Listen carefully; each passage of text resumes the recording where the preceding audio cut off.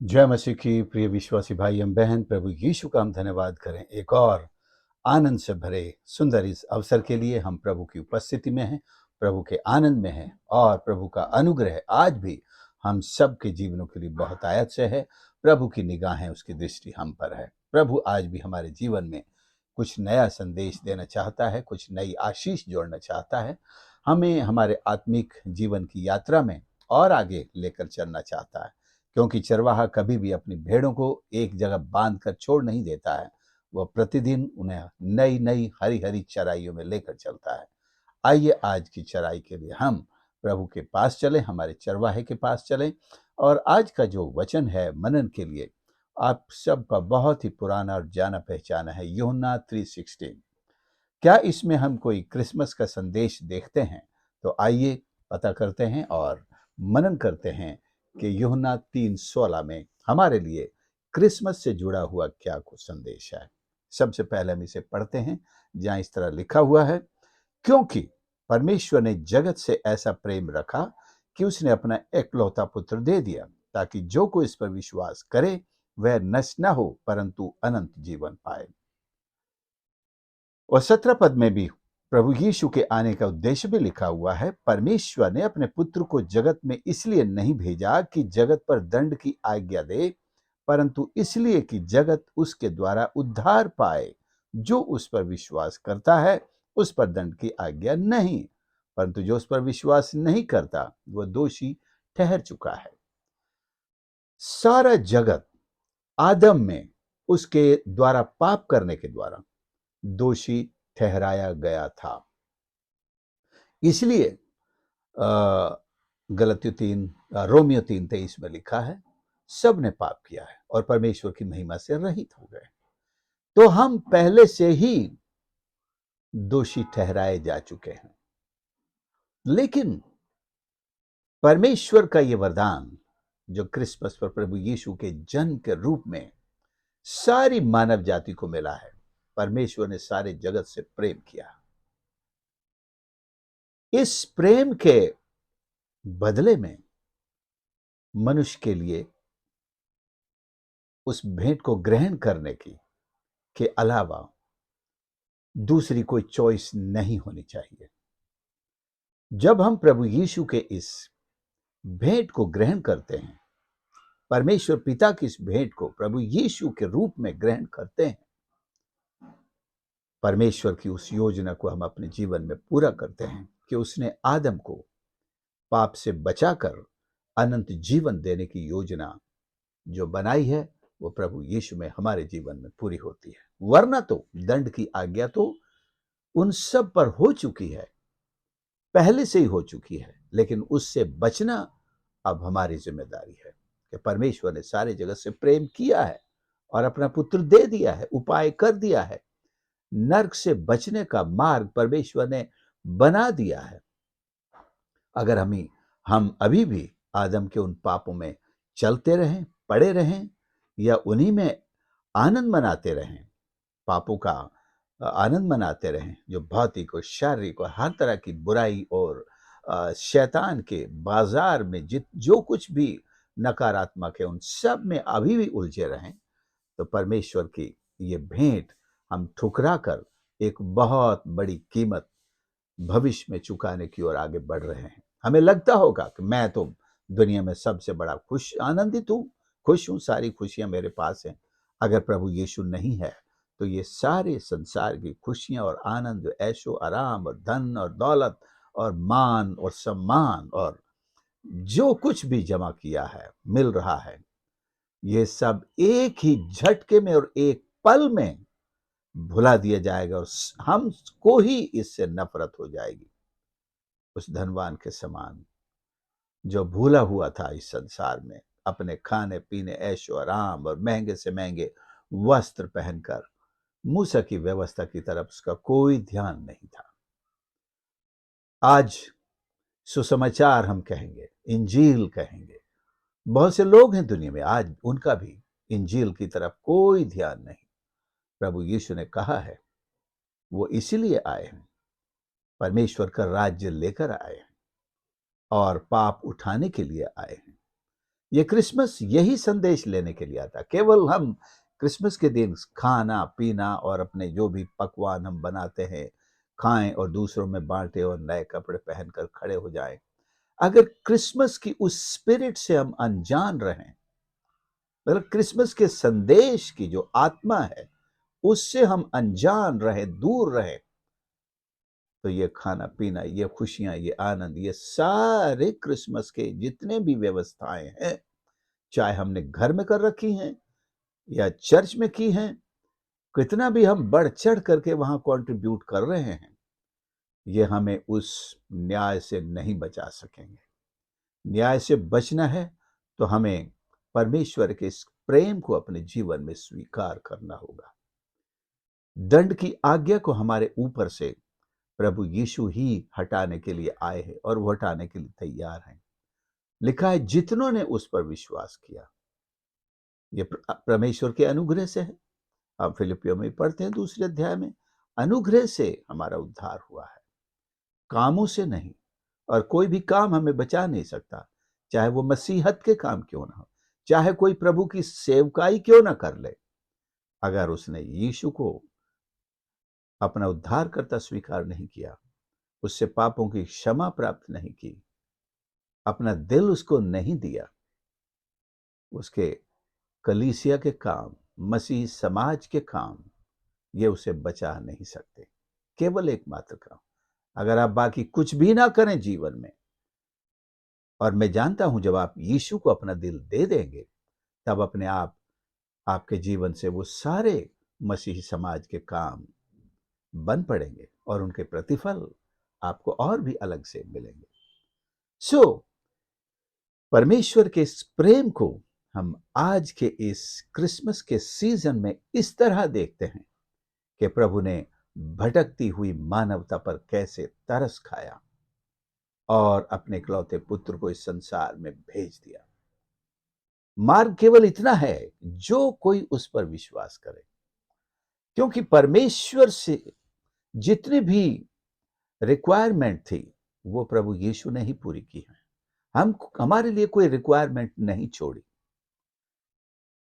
जिस तरह पुराने नियम में हम देखते हैं बहुत सारी रिक्वायरमेंट्स थी पापों से क्षमा प्राप्त करने के लिए, लेकिन अब वो सारी रिक्वायरमेंट्स हमारे महायाजक ने पूरी की है।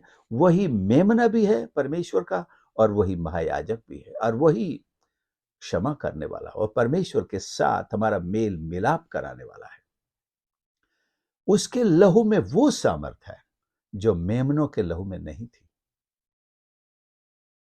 एक शब्द चलता है सस्टेन्ड रिलीज, जैसे किसी किसी दवाई पर लिखा रहता है सस्टेन्ड रिलीज, मतलब इस दवाई से लंबे समय तक एक असर रहता। मान लीजिए आपने शुगर की दवा ली है तो आपको कम से कम 4-6 घंटे रिलीज मिलेगी, उसका शुगर को मेंटेन करके रखेगा।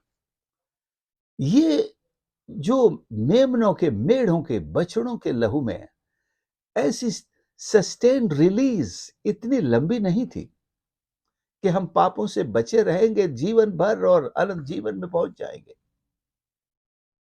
वो सस्टेन जो इटर्नल सस्टेनिटी है, सस्टेनेबिलिटी है, वो प्रभु यीशु के लहू में है।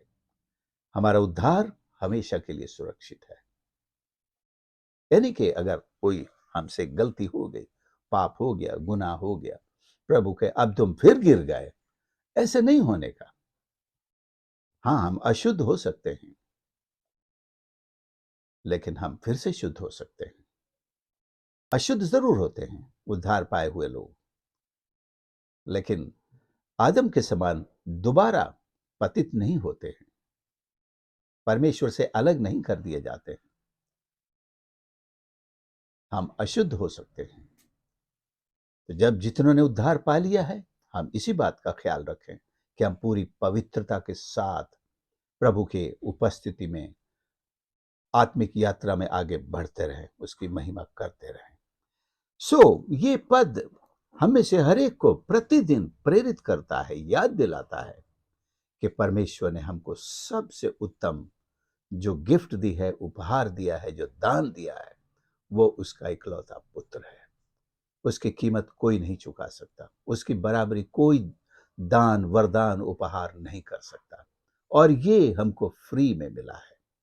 और क्रिसमस का सबसे कीमती और सबसे जरूरी, इनएविटेबल, मतलब जिसके बिना हमारा काम नहीं चल सकता, उसे कहते हैं इनएविटेबल। ऐसा उपहार है। इस उपहार के बिना हमारा त्योहार मन ही नहीं सकता। अगर आपको इस त्योहार पर आपके पेरेंट्स कोई उपहार न दे सके, या आपके बच्चे या बच्चों को पेरेंट्स कोई भी उपहार न दे सकें, not a problem, not a problem, कोई बात नहीं। लेकिन अगर आपने परमेश्वर पिता के दिए हुए इस उपहार को नहीं स्वीकार किया, नहीं ग्रहण किया, नहीं लिया, तो मैं कहता हूं आपका क्रिसमस है ही नहीं। You are without the celebration. चले चाहे आपके माता पिता ने आपको कितने भी अच्छे से अच्छे उपहार दिए हों, नए कपड़े दिए हों, या क्रिसमस पर आपको पुराने वादे पूरे कर दिए ना, क्रिसमस पे तो मैं नई गाड़ी दिला दूंगा, ये दिला दूंगा, वो दिला दूंगा, सारी चीजें आपको मिल गई हों, but if still you are without Christ, मसीह के बिना हैं आप आज भी, तो समझ लीजिए कि आपका क्रिसमस क्रिसमस है ही नहीं। बिना मसीह के यू आर एक्स्ड आउट। कुछ लोग क्रिसमस की ग्रीटिंग में एक्स मस लिख के ले भेजते हैं। एक्स का मतलब वो बाहर हो गया, एक्स आउट। कुछ लोगों ने उसका भी चलन शुरू किया, क्योंकि वो जानते थे कि क्रिसमस का मतलब तो बड़ा पवित्र है, बड़ा बहुत ऊंचा है, तो हमको तो पीना है, हमको तो खाना है, हमको तो कुछ ऐसे से काम करने हैं जिसमें क्रिसमस की स्पिरिट को धक्का लग सकता है, तो उन्होंने एक्स आउट कर दिया, क्राइस्ट को एक्स कर दिया, बाहर कर दिया, और उसके बिना क्रिसमस मना रहे। तो सच में ऐसे भी लोग हैं जो क्रिसमस मनाते हैं, लेकिन क्राइस्ट उनके सेलिब्रेशन में नहीं होता है, हैं? दारू की बोतलें और जुए के और कितने तरह के काम वो क्रिसमस पर करेंगे। मैं केवल हिंदुस्तान के परिप्रेक्ष्य में नहीं कह रहा हूं, सारी दुनिया के परिप्रेक्ष्य में कह रहा हूं। हिंदुस्तान में भी ऐसी जगह है जो क्रिसमस पर भी इस तरह के काम होते हैं, जो आप ताज्जुब करेंगे और आप कहेंगे मैं इसका हिस्सा नहीं बन सकता। तो मतलब है कि उन्होंने क्राइस्ट को क्रिसमस से एक्स आउट कर दिया है। लेकिन असली क्रिसमस तो यही है, that you bring Christ in. How do we bring Christ in Christmas? By accepting him into our hearts, उसे अपने हृदय में ग्रहण करते हुए, और फिर आप मनाइए, चाहे आपको कोई उपहार दे न दे, आप एक सही स्पिरिट में प्रभु यीशु के जन्मोत्सव को मना रहे हैं। कुछ लोगों को क्रिसमस शब्द से भी आपत्ति है, कहीं कहीं जोड़ते हैं कि ये किसी दूसरे त्योहार से लिया गया नाम है, या इसके पीछे कोई दूसरी कहानी है। मैं उन कहानियों को नहीं जानता। मैंने जो कहानी सुनी है जो क्रिसमस से जुड़ी है, वो ये है कि यीशु मसीह का जन्म क्रिसमस की रात हुआ था। मैंने तो एक ही कहानी सुनी है, लेकिन फिर भी आपको आपत्ति है, तो आपके लिए ख्रिस्त जन्मोत्सव एक बहुत शानदार पावरफुल शब्द है, आप इसका इस्तेमाल कीजिए। We are celebrating the birth of Christ, और क्रिसमस का भी यही मतलब होना चाहिए कि हम मसीह यीशु के जन्म उत्सव को मना रहे हैं। और उत्सव मनाने का मतलब यह है कि मसीह हमारे दिलों में है। अगर वो नहीं है तो फिर कोई उत्सव भी नहीं है। हम कितना पॉम्प एंड शो करें, संसार का दिखावा करें, if Christ is not there in our lives, how much pomp and show we demonstrate, do, it doesn't make any means joyful thing in our spirit or spiritual life, or add to any joy to our spiritual life. हमारे आत्मिक जीवन में ऐसा कोई आनंद नहीं है।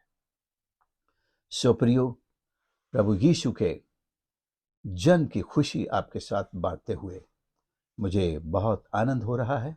और हम इन दिनों में अपने आप को विशेष कर तैयार करें, जब सारी दुनिया तैयारियां कर रही है, घरों को सजा रही है, हमारी शुरुआत घरों से पहले अपने दिलों को सजाने से हो, कि हर एक पाप, हर एक अपराध और उसकी हर एक सोच, हर एक भावना, हर एक विचार, प्रभु कहते हैं जो विचार करता है वो उसे पाप का विचार भी अगर सोचता है तो उसे अशुद्ध करता है मन में।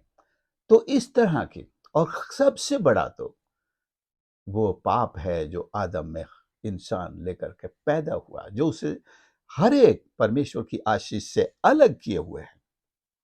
हम उससे छुटकारा पाएंगे, अपने हृदय को सजाएंगे, और हम गीत गाते भी हैं, और अपने हृदय को प्रभु यीशु का खजाना बनाएंगे, उसके प्रेम का खजाना बनाएंगे, उसके अनुग्रह का खजाना बनाएंगे।